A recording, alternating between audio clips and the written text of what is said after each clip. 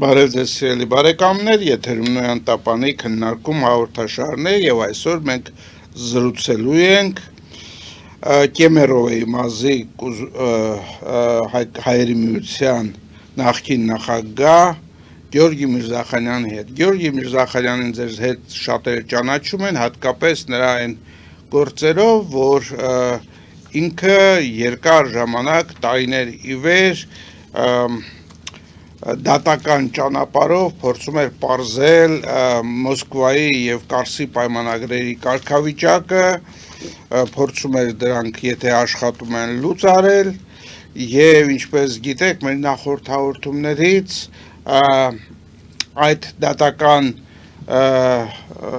ընթացքը անցավ Ռուսաստանի Ֆեդերացիայի բոլոր դատական ատյաններով եւ հիմա մենք կլսենք պարոն Միրզախանյանին ուր է հասել այդ դատական գործը եւ ինչու հիմա մենք անվանում ենք նրան հայերի միության նախկին նախագահ։ Համեցեք պարոն Միրզախանյան։ Շնորհակալություն պարոն Հարությունյան, որ տրամադրել եք ձեր ստուդիան եւ ձեր ունկնդիրներին, թույլ տվեք ողջունել մեր ամբողջ ձեր ստուդիային, ձեր ունկնդիրներին եւ մեր ամբողջ հայությանը, որտեղ մեր աշխատանքը նվիրված է հիմնական հայապահպանությանը եւ հայերի շահերի պաշտպանությանը։ Ձեր հարցին ուղիղ պատասխանում եմ, որ դեկտեմբեր ամսին մենք հաղորդման ժամանակ հայտարարեցինք, որ անցել ենք ռուսական դատական ատյանների բոլոր աստիճանները եւ կար ժամանակում մենք պիտի պատրաստենք դիմում հայց ՄԱԿ-ի մարդու իրավունքների կոմիտե, որը համարվում է ՄԱԿ-ի ամենակարևոր ինստիտուտներից մեկը, ամենակարևորը, որը իրավասու է քննարկելու Կարսի Մոսկվայի պայմանագրերի իրավասության եւ Վիլսոնի իրավարար վճռի գործողության մեջ դնելու հարցը։ Եվ այսօր եւս մեկ անգամ զեկուցում եմ դեր արչեւ եւ մեր ամբողջ հայության արչեւ, ունկնդիրների արչեւ, որ մեր արչեւ դրված խնդիրները մենք կատարել ենք եւ թույլ տվեք ցույց տալ այս անգլերեն լեզվով մեր հայցը դեպի ՄԱԿ ուղարկված է արդեն այս կողմում արդեն պատճենները, կնիկները մենք ուղարկել ենք Ժնև մարդու իրավունքների կոմիտեի գերագույն կոմիսարին նա է զբաղվում այդ հարցով եւ դնում ՄԱԿ-ի քննարկմանը, անվտանգության խորհրդի քննարկմանը եւ հաստատմանը եւ երկրորդ տարբերակով մենք մեր իրավաբաններն են պատրաստել, որպեսզի չառամարենք ռուսական իշխանությունների այդ կապը, որտեղ Ռուսաստանից է դուրս եկել այդ հայցը, որ մարդու իրավունքների ներկայացուցիչ Մոսկվայում նույնպես կուրսի մեջ լինի այս մեր հայցի համար, սա էլ երկրորդն է, այսինքն միջազգային ստանդարտներին համապատասխան է ուղարկված մեկ հայցը, երկրորդը ռուսական ստանդարտներին համապատասխան, որպեսզի որևէ մի օրենքի խախտում չլինի։ Իհարկե այդ հայցերը ուղարկելուց հետո շատ կարճ ժամանակ հետո ինձ հրավիրեցին Մարզի ներքին գործերի ծառայության եւ միգրացիոն ծառայություն հրավիրեցին եւ հայտարարեցին, որ դադարեցում է իմ քաղաքացիությունը, Ռուսաստանի քաղաքացիությունը, սա որոշումն է։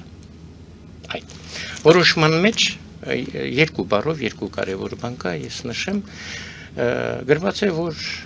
ինձ ավելացնեմ մեկ բառ, իբր թե ես երկար ժամանակ, այսինքն այս հարցով մենք զբաղվում ենք Կարսի Մոսկվայի պայմանագրերի դենոնսացումով զբաղվում ենք 2000 թվականից, արդեն 6-րդ տարին է։ Երկար ժամանակ դա երևի ինձ թվում է նկատի ունեն, որ ես համագործակցել եմ ռուսական իշխանություններին, պետությանը Թշնամաբար տրամադրված պետության հետ։ Այդ ընթացքում իմ ամբողջ շփումները եւ համագործակցությունը եղել է հայ ժողովրդի, Հայաստանի եւ ժողովրդի Ռուսաստանի հետ ու որևէ այլ պետության հետ ես եւ քաղաքացիների հետ համագործակցություն չի եղել։ Կապ եղել է բնականաբար, բայց չի եղել։ Եվ կապել եղել է միմիայն հայերի հետ միության։ Հայերի Ներողություն անմիջապես հարց առաջացավ, խնդրում եմ պատասխանեք, նոր անցեք առաջ։ Արդյոք Հայաստանի Հանրապետությունը պետությունը որևէ առնչություն ունի ձեր հայցի հետ։ բնականաբար ոչ, Այսինքն մեղադրանքը, եթե անգամ այնտեղ դիտեն որպես թշնամի պետություն, չնայած մենք պայմանագրեր ունենք, որպես դաշնակիցներ եւ այլ, բայց անգամ եթե դիտեն, դա եւս չի անպատասխանում իրականությանը, որովհետեւ Հայաստանի պետությունը այս այցերի հետ կապված խնդրով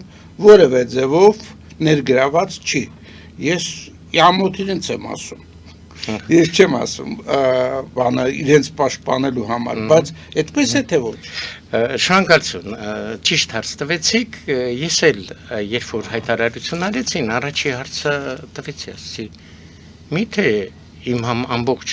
շփումը համագործակցությունը եղել է Հայաստանի հետ, հայ ժողովրդի եւ Հայաստանի իշխանությունների աուդիտորիայում ես այս մասին ինֆորմացիա եմ տվել, ոչ ոքի հետ այսպես համագործակցություն չի եղել այս հարցի վերաբերյալ։ Միթե դուք նկատի ունեք, որ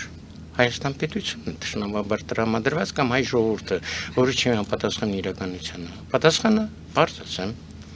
դա գաղտնիք է։ Գաղտնիք է։ Եվ հիմնականը դա է, որից հետո, անմիջապես բնականաբար ես վերցրեցի այս 2 օր հետո, ինձ հանձնեցին, տվեցին գրավոր ձևով այդ որոշումը, որ հայտարարեցին, հետո տվեցին որոշումը։ Այդ որոշման հիման վրա իրավաբանները իմ ստորագրությունով բողոքարկեցին այս որոշումը, որտեղ ինձ թվում է սա թյուրիմացություն է, այստեղ օրենքից բխող որևէ բան չկա։ Այսպիսի դժվարություններ իմ կյանքում շատ են եղել, մենք օրենքի ճանապարհով նման հարցերը լուծվել են, ինձ թվում է այս հարցն էլ կլուծվի։ Թյուրիմացություն է կամ ինձ թվում է տարբեր, եթե լսենք տարբեր ասեկոսներին եւ խոսակցություններին, երևի պատվիրված քայլ է, որ ես համարում եմ, որ սա Ռուսաստանի բարձրագույն օրգանների որոշումը չէ, սա տեղական օրգանի որոշում է, որին կարող էին պատվիրել այլ տարբեր մարդիկ, տարբեր կազմակերպություններ, որը չէր բխում իրենց շահերից եւ մեզ պետք էր որպեսզի մեզ թույլ չտան մենք գնանք դեպի ՄԱԿ-ի ատյան ուղիղ, ես գտնում եմ կապի մեջ է ՄԱԿ-ի հայցադիմումի հետ։ Բայց դա եւս ենթադրություն է։ Դա եւս ենթադրություն է եւ դրա համար երբ որ մենք բողոքարկել ենք սուտ, արդեն իրավաբանները տվել են դատարան հայցադիմումով, դատարանում կպարզվի արդեն այնտեղ գաղտնիքներ չկան, կպարզվի իրականությունը որն է, կեղծիքը որն է եւ դատական որոշումը կլինի վերջնական։ Առայժմ ես տրագեդիա չեմ տեսնում, եթե նույնիսկ պատվիրված քայլ է սա, եւ ինձ թվում է ոչ իշխանությունների կողմից Ռուսաստանի, այլ մեր հայկական ազգանուն ունեցող որոշ մարդկանց եւ ազգանունների մարդկանց եւ կազմակերպությունների միջոցով է սա արված, ինձ թվում է դատարանը կքննարկի, կգտնի ճիշտը, սխալը եւ իրեն գծումը կլինի։ Ամենակարևորը, որ մենք քայլը, որպես ռուսական կազմակերպությունում գրանցված մենք դիմել ենք ՄԱԿ-ին, այդ քայլը արված է։ Արդեն շարունակել պարտադիր չէ, որ շարունակվի միայն Ռուսաստանի տերիտորիայից, կարող է շարունակվել նույնիսկ տարբեր տեղերից, արդեն կարևորը process-ի սկիզբն է, կարևորը նա է, որ ՄԱԿ-ը արդեն ընդունել է մեր հայցադիմումը, ամենակարևորը դա է, եւ միաժամանակ լինելով Հայաստանի քաղաքացի, ես համաձայն սովետական անձնագրի հիման վրա ես քաղաքացիությունը ստացել եմ, ձեռք չեմ բերել, ստացել եմ, որպես սովետական միության քաղաքացի եւ իրավունք այսօրվանից արդեն իրավունք ունեմ Հայաստանի, որպես Հայաստանի քաղաքացի դիմել եւ շարունակել այս process-ը։ Եվս մեկ անգամ կրկնեմ, մեր Կարսի Մոսկվայի պայմանագրերի վիճարկման Վիլսոնի իրավարար վճարի գործողությանը մեջ դնելու ՄԱԿ-ին դիմումին այս երևույթը ոչ մի վնասակարարություն չի կարող ունենալ։ Վնասակարարությունը վնաս ավելի շուտ այսպես ասեմ, ակնհայտ է, եթե հաշվի ենք առնում, որ եթե դատարանը ինչ որ վճիռ կայացնի, ի բարենպաստ հայերի, այսպես ասեմ, ապա այդտեղ դժոխք լինում են երկու պետություններ, Թուրքիան եւ Ռուսաստանը։ Եթե ի վնաս հայությանը վճիռ կայացվի, լինում է էլի մի պետություն, դա Հայաստանն է եւ մի ազգ դա հայերն են։ Այսինքն դա բավական ռիսկային գործ է, բայց մենք հետևում ենք ձեր գործընթացին ամբողջ այս ընթացքում, ժամանակ առ ժամանակ եթերներով լուսաբանելով ձեր աշխատանքը, ես պիտի ասեմ, որ դուք բացառապես իրավական հիմքերով եք գնացել, ուրիշ բան ես համայն դեպս ես ձեր գործողություններում չեմ տեսել։ Շատ շնորհակալություն գնահատականի համար ճիշտ հարցադրում արեցիք եւ մենք միշտ կրկնում ենք, որ մենք քաղաքականության մեջ չենք ուզում մտնել, երբեք այս 6 տարվա ընթացքում քաղաքականությունով չենք զբաղվել, մեր խումբը, մեր համախոհների խումբը չի զբաղվում քաղաքականությունով, բոլորն էլ կարելի ասել իշխանությունում աշխատած անդամներ են եւ այսօր մենք էլի քաղաքականության մեջ չենք մտնում եւ մեր հայցադիմումը երբ որ դիմել ենք առաջի անգամ Ռուսաստանի իշխանության բոլոր ճյուղերին պրեզիդենտին Գոսդումային եւ Սովետ Ֆեդերացիային մենք հարցադրության մեջ նշել ենք որ մենք քաղաքականությունով չենք զբաղվում ուզում ենք ստանալ իրավական գնահատական Խնդրում ենք տալ իրավական գնահատական, որպեսզի չխանգարեն այդ մեր կարծիքով ոչ միջազգային օրենքներին համապատասխան երկու պայմանագրի Կարսի Մոսկվայի չխանգարեն, որպեսզի Վիլսոնի իրավարար վճիռը դնի գործողության մեջ։ Ինչու համար մեր խմբի, մեր համախոհների կարծիքով մենք գտնում ենք, որ Վիլսոնի իրավարար վճիռը այսօր հայ ժողովրդի Հայաստան պետության համար միակ միջազգային ստատուս ունեցող իրավաբանական փաստաթուղթն է։ Մի քիչ ավելի պարզ լեզվով ասեմ, որտեղ Հայաստանում ասվում է, թե Հայաստան այսօրվա Հայաստանը կադաստրի վկայական չունի։ Մենք համոզված ենք եւ կրկնում ենք։ Հայաստանը ունի կադաստրի վկայական Չակերտավոր եթե ասենք իրավարար վճիռը կադաստրի վկայական եւ այդ Հայաստանի կադաստրի վկայականը ամենահզոր կադաստրի իրավարար վկայականն է, որտեղ հաստատված է ազգերի լիգայի գերագույն խորհրդի կողմից անվտանգության խորհրդի կողմից նման ավելի մեծ չակերտավոր կադաստրի վկայական ոչ մի պետություն չունի Եվ մենք այս հզոր փաստաթղթից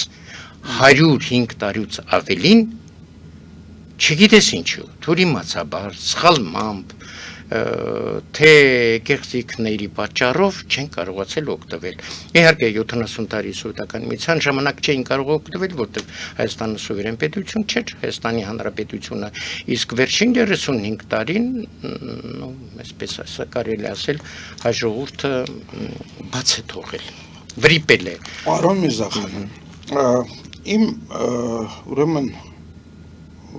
դիտարկումը հետևյալն է, ես բառը փնտրում թե ինչ ասեմ, որտեղ դա հարց չէ։ Դուք եւս տեղյակ եք, որ անկախացումից ի վեր 91 թվականի Հայաստանի Հանրապետության եւ ոչ մի պաշտոնյա, ել չեմ ասում ղեկավար, երբևէ չի բացաձայնել այս Կարսի եւ Մոսկվայի պայմանագրերի լեգիտիմությունը կամ ոչ լեգիտիմությունը եւ առավել եւս Վիլսոնյան իրավարար վճռի վերաբերյալ որևէ պաշտոնյա երբեք չի խոսել։ Մենք դա վերագրել ենք նրան, որ Հայաստանը դրսից է կառավարվել եւ մեծամասամբ իհարկե սկզբնական շրջանում ղեկավարվել են երկրի կողմից, որի քաղաքացիությունից ձեզ զրկել են։ Հիմա դուք ինչպես եք պատկերացնում ձեր կողմից արված քայլի հետևանքները պիտի կրեն այն պետությունները, որոնց մասին մենք խոսում ենք, եւ Ռուսաստանը, եւ Հայաստանի Հանրապետությունը, եւ Թուրքիայի Հանրապետությունը, ուրեմն նաեւ Ադրբեջանի Հանրապետությունը, որովհետեւ որոշակի տարածքներ, որոնք որ այսօր գտնվում են Ադրբեջանի տիրապետության տակ եւ այսպես կոչված միջազգային հանրության կարծիքով դրանք պետք է հենց այդպես էլ լինեին, դրվում են կասկածի տակ։ Դուք արդյոք չեք զգում, որ սա կարող է շատ բան փոխել միջազգային քաղաքականության մեջ եւ կգտնվեն նաեւ շատ երկրներ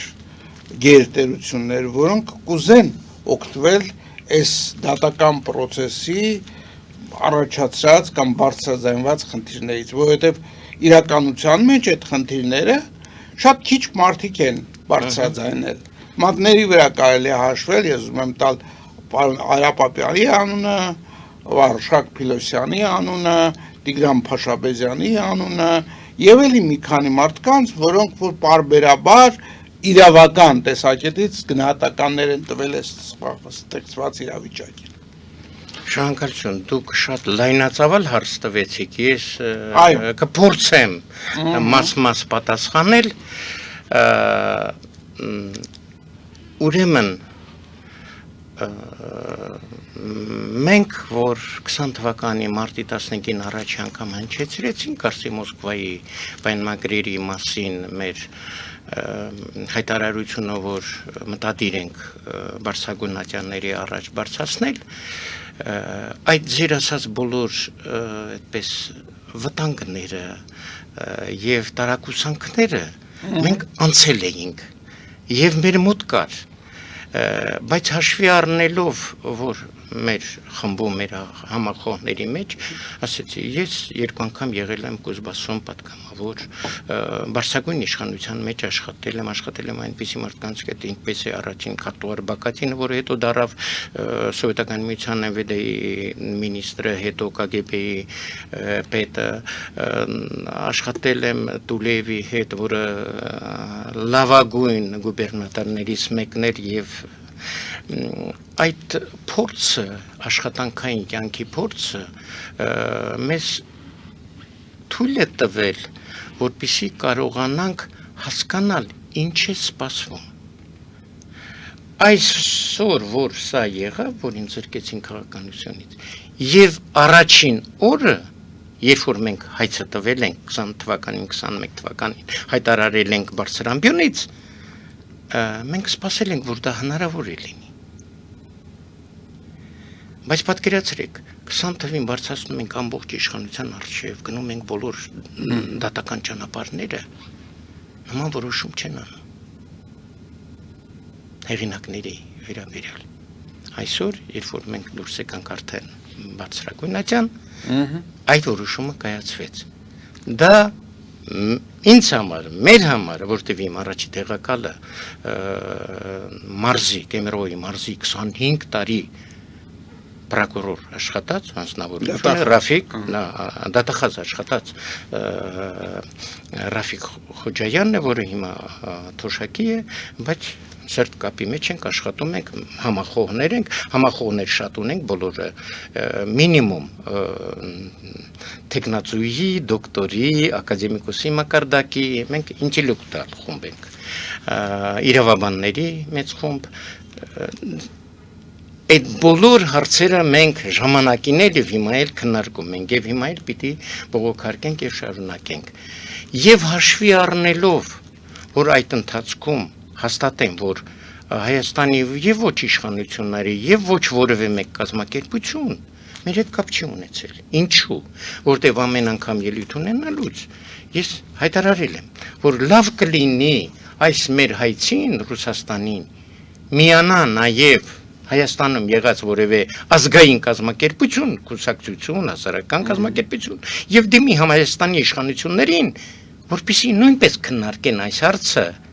որ Հայաստանի դիմումը ավելի կարճ ճանապարհով կհասնի ՄԱԿ, քան մեր ճանապարհը։ Մեր ճանապարհը տեսակ 6 տարի տևեց։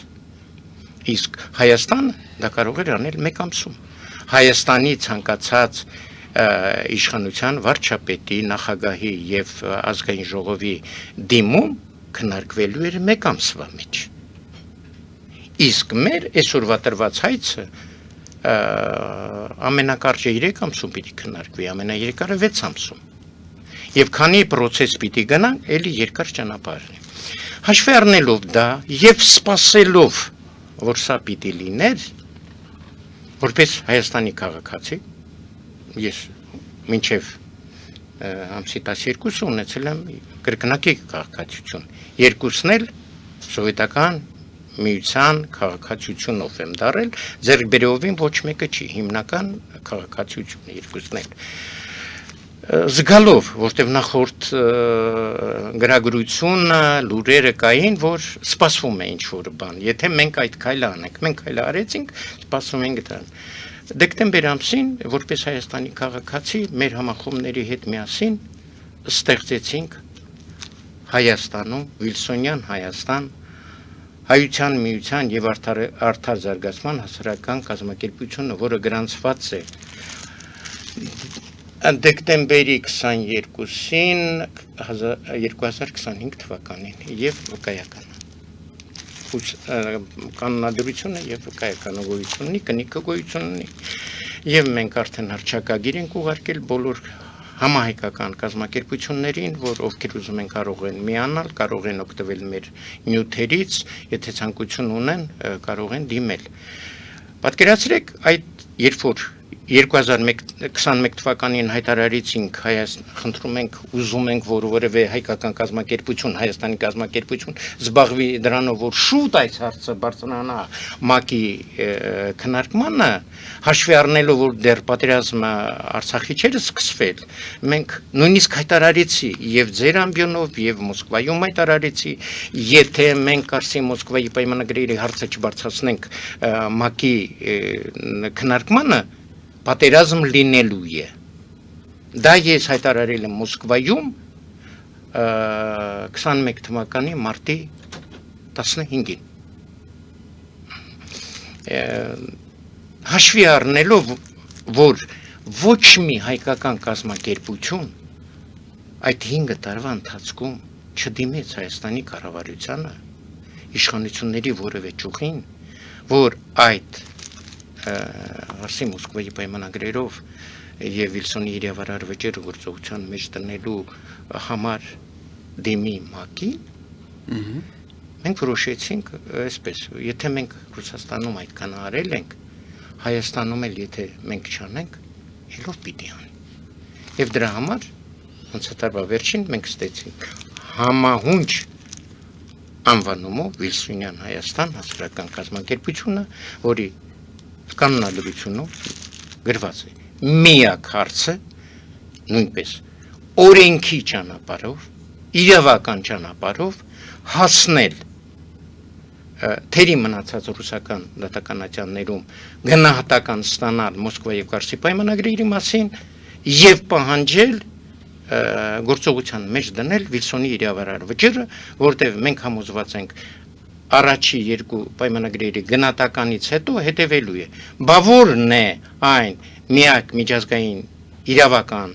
փաստաթուղթը, որը Հայաստան պետության համար, հայ ժողովրդի համար համարվում է միջազգայինորեն ընդունված փաստաթուղթ։ Դա կլինի Վիլսոնի իրավարար վճիռը եւ Վիլսոնի իրավարար վճիռը կլինի, այսպես ասած, Հայաստան պետության հայ ժողովրդի կատաստրոֆ կայականը։ Մենք դրա համար մեր առաջի խնդիրը այստեղ դրված է մեր կանոնադրության։ Միակ խնդիրը օրինական ճանապարհով հասնել, որպեսզի ՄԱԿ-ը գործողության մեզ դնի Վիլսոնի իրավարար վճիռը։ Մենք համոզված ենք, որ միակ իրավական փաստաթուղթը մեր մասին, մեր ժողովրդի, մեր պետության մասին դա է։ Դե ես չեմ կարծում, որ ՄԱԿ-ը նման իրավասություն ունի գործի դնել, բայց կարող է լինել որոշում, որից ելնելով հնարավոր լինի արդեն ուրեմն համարել մեր պետության կողմից, որ մեր ուրեմն իրավունքները եւ մարզամանները չեն սահմանափակվում այս 27900 քառակուսի կիլոմետրով եւ դա կբերի նրան, որ ուրեմն տարբեր Հայաստանի քաղաքական ուժեր սա եւս կվերցնեն իրենց նախընտրական երևի արսենալի մեջ։ Ես առաջարկում եմ հիմա դուրս գալ կարճատև գովազդի, որից հետո կշարունակենք մեր զրույցը։ Գովազդը եթերում, մնացեք մեզ հետ։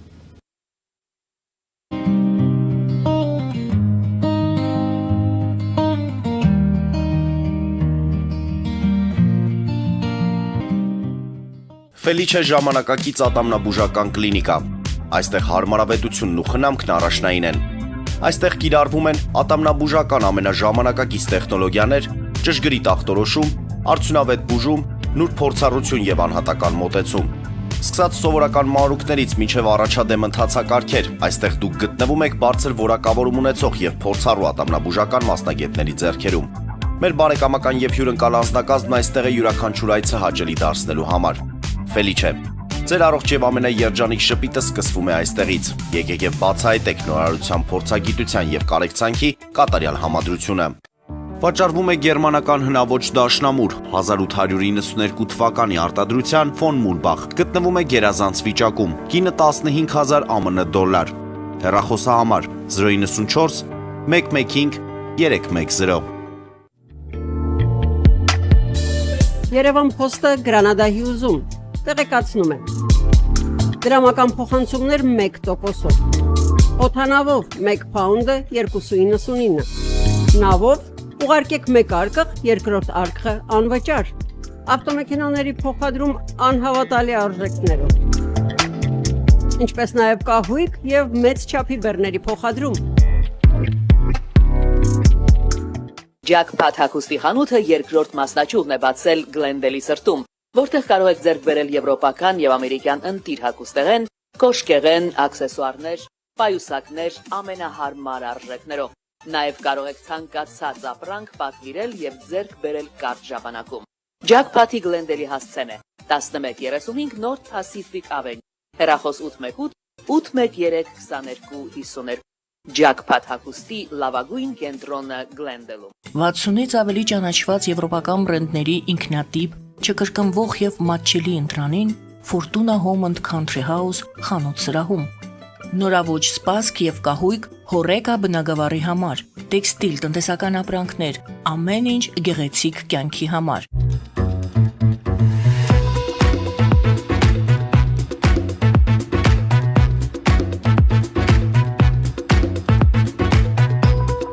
Արարատ ռեստորան, ընտանեկան եւ ընկերական ժամանցի լավագույն հասցե, սիրված արտիստներ, հյուրընկալ մթնոլորտ, հարուստ ճաշացան, անմահական խորտիկներ։ Արարատ ռեստորան, հասցեն անփոփոխ, սիրով սպասում ենք ձեզ։ Լավագույն պաղպաղակ, բնական, համեղ եւ մատչելի գներով պաղպաղակը կարող եք ձեռք բերել բոլոր հայկական խանութներում։ Պահանջեք հայկական պաղպաղակ, Թամարա պաղպաղակ։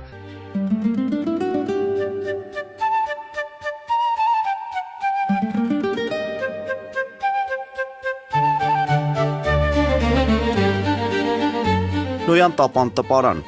Նոյան տապան հրատարակչություն, շարվածքից մինչև տպագրում, զանգահարեք, գրեք, այցելեք, Միասին պատրաստենք ձեր գիրքը, ամսագիրը կամ թերթը, որտեղ նշվելու է, տպագրված է Նոյան տապանում։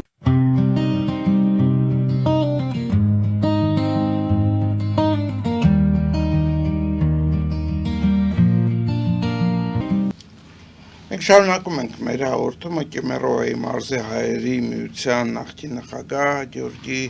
Միրզախանյանի հետ։ Պարոն Միրզախանյան, հարցը հետևյալն է։ Ես նախորդ հատվածում ասեցի, որ տարօրինակ է Հայաստանի Հանրապետության ղեկավարության պահվածքը, բայց դա կարելի է բացատրել միայն այսպես, որ այդ ղեկավարությունը որոշակի ճնշումների տակ է այլ երկրներից եւ այդ երկրների համապատասխան մարմինները չեն ողջունում, որպեսզի Հայաստանի ղեկավարությունը բարձրացնի այդ հարցը։ Շատ լավ։ Իսկ ինչու Հայաստանի քաղաքական ուժերից որևէ մեկը կամ մի քանիսը այդ պլատֆորմը չեն ընդգրկել իրենց նախընտրական ծրագրերում կամ գուցե ընդգրկել են, մենք չգիտենք, որովհետեւ դեռ շատ կուսակցություններ իրենց նախընտրական ծրագիրը չեն բացահայտել, դեռ փաստորեն չնայած հայտարարված ընտրությունների օրը, բայց այնուամենայնիվ այդ նախընտրական արշավը որպես այդպեսին դեռ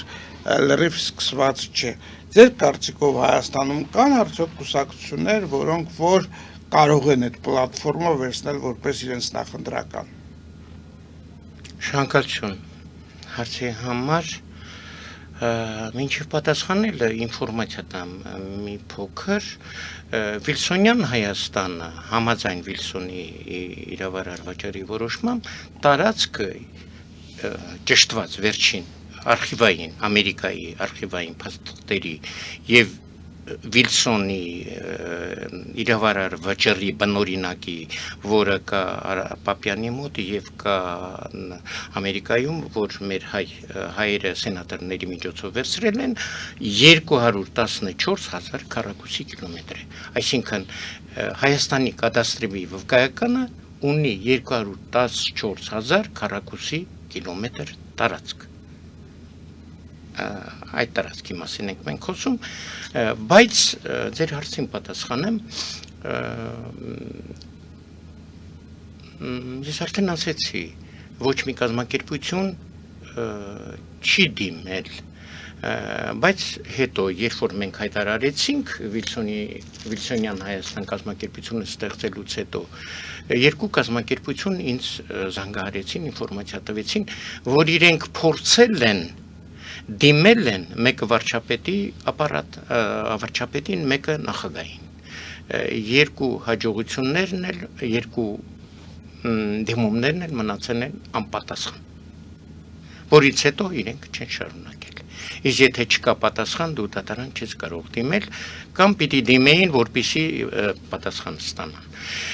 Հիմա ովքեր կարող են դիմել։ Իհարկե մենք այս հայցադիմումը անելով որևէ շահ չենք հետապնդել, ինչ որ դրամական նյութական շահի ոչ մի բան էլեմենտ չկա այստեղ։ Մերը միայն հայկական, ազգային, հոգեկան մղում եւ բխումից է եղել եւ ես շփվելով Հայաստանի տարբեր կուսակցությունների մի քանի անգամ բախտեվիճակվել կլոր սեղաններին մասնակցել եւ հետեւում եմ լուրերին կուսակցություններ շատ կան, որոնց կանոնադրությունում գաղափարախոսության մեջ ընկած է ազգային գաղափարախոսությունը եւ հայքի, մեծ հայքի արդարության եւ Մոսկվայի Կարսի պայմանագրերի եւ Վիլսոնի իրավարար վճռի այդ գաղափարախոսությունները կան։ Մեր կարծիքով մոտավորապես 5-6-7 կուսակցություններ հասարակական կազմակերպություններ կան, որ մեր հասարակական կազմակերպության նման ունեն նույն գաղափարախոսությունը։ Մենք կոչ ենք արել արդեն դեկտեմբեր ամսին, շնորհավորելով նոր գալիք տարին եւ ցանկացել ենք եւ հայտնել ենք, որ բաց ենք բոլոր Հայաստանի հասարակական կազմակերպությունը եւ Սփյուռքի բոլոր հասարակական կազմակերպությունների եւ համայնքների արչեւ, ովքեր կիսում են մեր գաղափարախոսությունը, կարող են մեզ միանալ կամ մենք կարող ենք իրենց միանալ եւ թույլատրել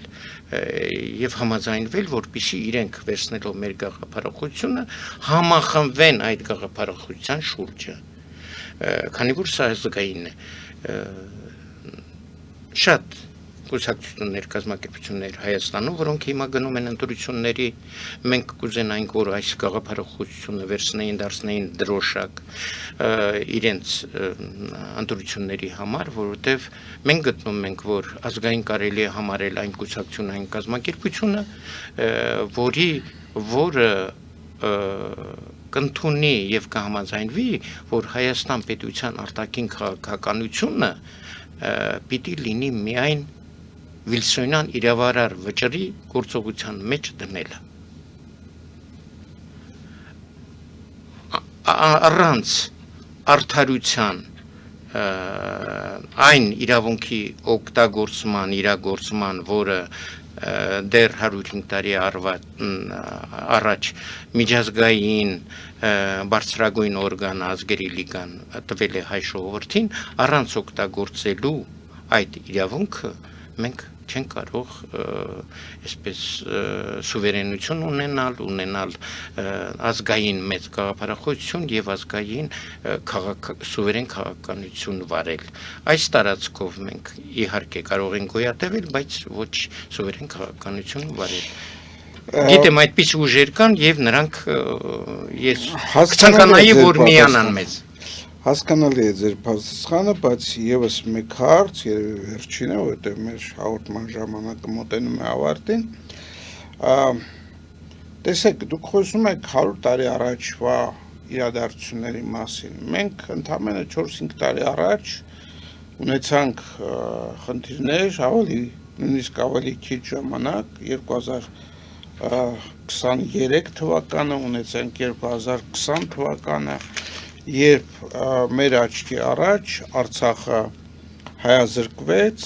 պատերազմում զոհվեցին Հայաստանի Հանրապետության եւ Արցախցի բազմաթիվ քաղաքացիներ, եւ այս ամբողջը բերեց նրան, որ մեր իշխանությունները հիմա վարում են բոլորին այլ քաղաքականություն, հրաժարվում են բոլոր տեսակի պահանջներից, հրաժարվում են արդարության սկզբունքից, գնում են այսպես կոչված ճակերտների մեջ ռեալ պոլիտիկով, որ քանի որ հիմա աշխարհում տիրում է ուժերի իրավունքը, նրանք հրաժարվում են բոլոր այդ իրավունքներից, հանուն նրա, որ Հայաստանի պետականությունը դիմակայի այս իրավիճակին։ Եվ կան մարդիկ, որոնք որ հետևում են այս գաղափարախոսությանը։ Դուք ինչպես կբնորոշեիք դա, չէ՞ որ դուք այն ինչ որ դուք եք առաջարկում, իրականում տարբերվում է, գոնե այսպես ասենք, այն դիրքորոշումից, որոնք հիմա ունեն Հայաստանի իշխանությունները, որոնք եւս պատրաստվում են ընտրությունների մասնակցել եւ շարունակել այդ քաղաքականությունը։ Ձեր կարծիքով, ես պարզապես կարծիք եմ հարցնում, Հայաստանում բավականաչափ քանակությամբ ուժեր կան, որոնք որ կարող են տանել այլ քաղաքականություն, թե այնուամենայնիվ հայ ժողովուրդը իր մեծամասնության մեջ հաշտվել է անարդարության հետ եւ փորձում է ուրեմն այդ անարդարության պայմաններում ապրել։ Շնորհակալություն։ Ես չեմ մտածում,